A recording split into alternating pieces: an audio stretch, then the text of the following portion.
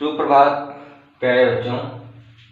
आज आप सभी लोग हिंदी व्याकरण में समास के विषय में अध्ययन करेंगे। समास की परिभाषा। समास का जो अर्थ होता है संक्षिप्त, तो समास किसे कहते हैं? दो या दो से अधिक सार्थक पदों को संक्षिप्त करने की जो प्रक्रिया होती है उसे समास कहते हैं। समास पद या समासिक पद किसे कहते हैं? जो आपकी समास पद या समासिक पद होते हैं वे समास के नियम से मिले हुए रहते हैं। तो आप इस तरह से परिभाषा बना सकते हैं कि समास के नियम से मिले हुए पद समूहों को ही समास पद या समासिक पद कहते हैं। तो विग्रह किसे कहते हैं? विग्रह का जो अर्थ होता है वो होता है अलग करना। विग्रह का जो अर्थ होता है वह होता है अलग करना। समास के नियम से पदों को अलग अलग करने की जो प्रक्रिया होती है वह आपका विग्रह कहलाता है। तो समास के नियम से जब पद मिले हुए रहते हैं तो वे समास पद या समासिक पद कहलाते हैं, परंतु समास के नियम से जब उन पदों को अलग अलग कर दिया जाता है तो आपका विग्रह कहलाता है। यह हमेशा आप ध्यान में रखिएगा। प्रत्येक समास का जो नियम होता है वह अलग अलग होता है। जैसे समास पद में रात दिन, यह आपका समास पद या समासिक पद है। जब नियम के अनुसार आप उन पदों को अलग अलग कर दिया तो आपका विग्रह हो गया। तो रात और दिन यह जो है यह आपका विग्रह है। आइए समास के भेद।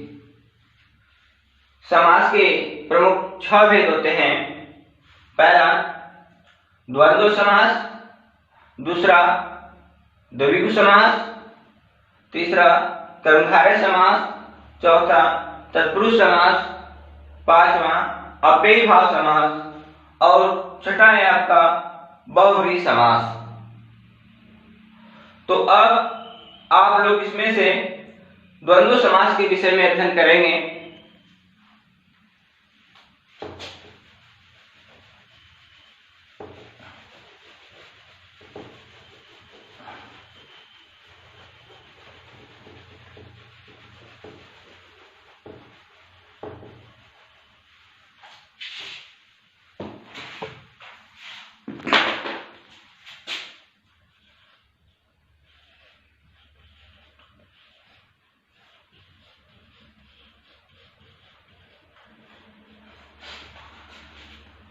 द्वंद्व समास किसे कहते हैं? क्योंकि प्रत्येक समास का जो नियम होता है वह अलग अलग होता है, तो उस नियम को आपको यह ध्यान में रखना पड़ता है। तो द्वंद्व समास में जो दोनों पद होते हैं वे समान रूप से प्रधान होते हैं। जब आपको मालूम हो गया कि द्वंद्व समास में दोनों जो पद होते हैं प्रधान रूप से समान होते हैं, तो आप यहाँ इस परिभाषा भी बना सकते हैं कि जिस समास का दोनों पद प्रधान होते हैं वह जो समास होता है वह द्वंद्व समास कहलाता है। और जब द्वंद्व समास का आप विग्रह करेंगे तो इसमें च या और का प्रयोग करेंगे। जैसे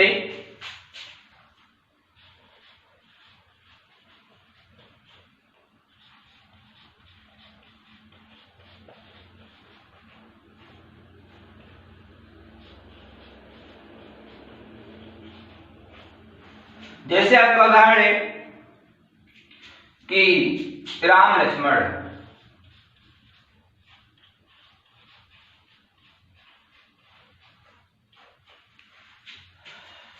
राम और लक्ष्मण यह दोनों जो पद है वह समान रूप से प्रधान है। जब दो पद समान रूप से प्रधान होते हैं तो उनके बीच में योजक चिन्ह का प्रयोग किया जाता है।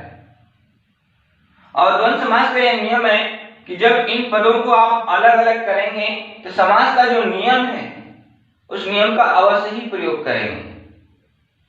तो जब आप विग्रह करेंगे च या और का प्रयोग करेंगे तो च या और का जो प्रयोग करेंगे आप इन दोनों पदों के बीच में ही प्रयोग करेंगे जहां पर आपका योजक चिन्ह लगा हुआ है।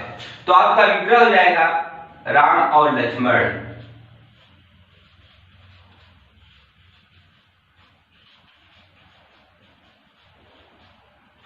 क्योंकि पहले ही मैंने बताया कि जो समस्त पद होते हैं वह समास के नियम से मिले हुए रहते हैं, पर उन पदों को नियम के आधार पर अलग करने की जो प्रक्रिया होती है उसे विग्रह किया जाता है। तो यह द्वंद्व समास के नियम है कि जब इन पदों को अलग करेंगे च या और का प्रयोग करेंगे। अगला उदाहरण आप देख लीजिए, रात दिन।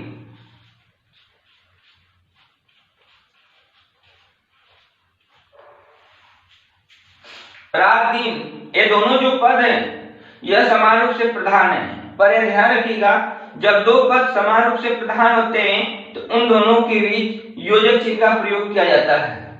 जब इसका विग्रह करेंगे तो इस योजक चिन्ह की जगह आप और का प्रयोग कर देंगे तो आपका विग्रह हो जाएगा रात और दिन।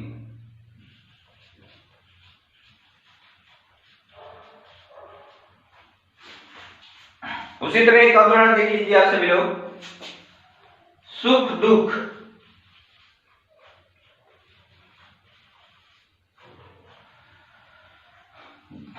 सुख और दुख जब इसका विग्रह करेंगे तो योजक चिन्ह की जगह आप और का प्रयोग करेंगे तो जाएगा सुख, विग्रह हो जाएगा आपका सुख और दुख।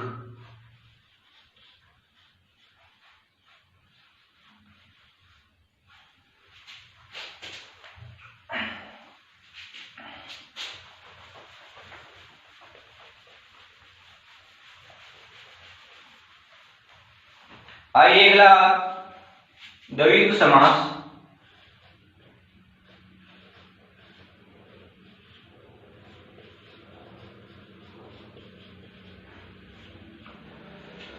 तो द्वंद्व समास मैंने पढ़ाया तो उसमें बताया कि द्वंद्व समास में दोनों पद जो होते हैं प्रधान रूप से समान होते हैं।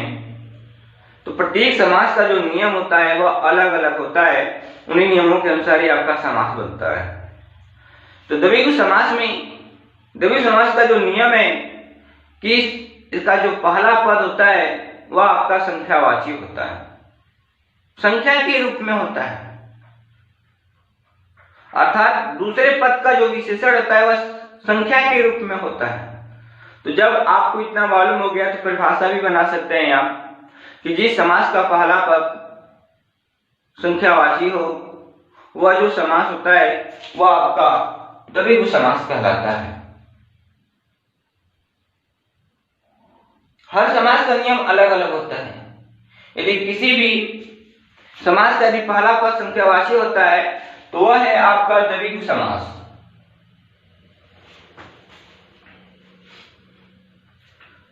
समास पद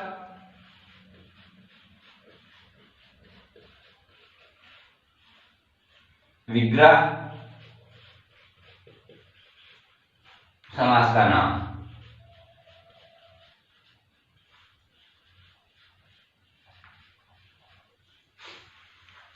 जैसे आपका है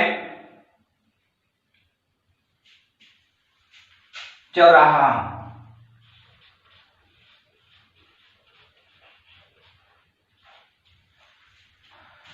तो द्वंद्व समास का जो पहला पद होता है वह संख्यावाची होता है। यह ध्यान रखिएगा जब आप विग्रह करेंगे तो पदों के अंत में आप समूह या समाहार शब्द जोड़ देंगे। यह नियम है, समूह या समाहार शब्द जोड़ देंगे, शब्द जोड़ देंगे। क्यों जोड़ेंगे?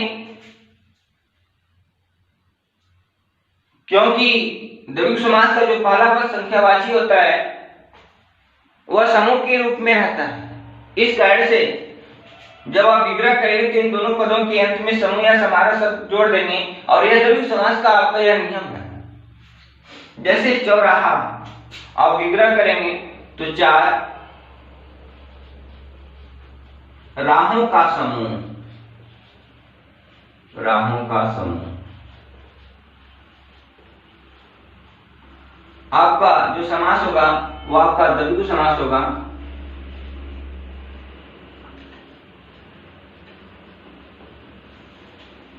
इसके बाद आइए नवरात्र।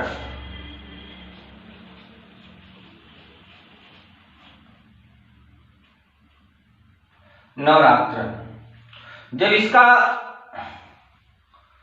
जब आप विग्रह करेंगे तो आपका हो जाएगा 9 रातों का समूह। समूह या समारह शब्द आप जोड़ेंगे। आइए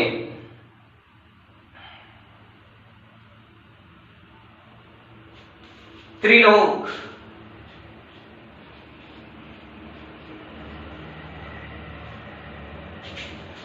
लोक पहला पद संख्यावाची है अर्थात दूसरे पद का संख्या के रूप में विशेषण है, तो आप लिखेंगे 3